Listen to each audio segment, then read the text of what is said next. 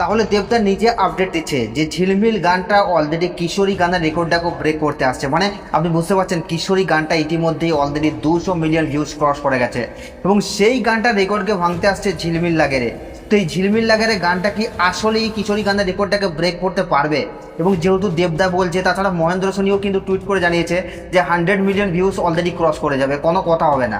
তো অলরেডি আমরা সেখান থেকে বুঝতে পারছি যে ঝিলমিল লাগেরে গানটা কী লেভেলের রেসপন্স আনতে চলেছে, মানে গানটা মারাত্মক লেভেলের হতে চলেছে ভাই, এখানেই কিন্তু আমরা বুঝতে পারছি। এবং গানটার ভিজুয়াল, গানটার যে সিনেমাটোগ্রাফি, সেটা অলরেডি বলে দিচ্ছে যে এই গানটা কী লেভেলের রেসপন্স যাবে। তাছাড়া গানটার এক একটা লুক আপনাকে চমকে দেওয়ার মতো।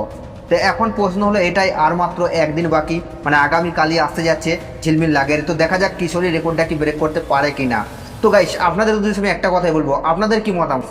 ঝিলমিল লাগের গানটা কি পারবে কিশোরীর সঙ্গে রেকর্ডটাকে ভাঙতে? আপনারা নিচের কমেন্টে জানাতে ভুলবেন না। আর সাবস্ক্রাইব করে দাও নেক্সট ভিডিওর জন্য।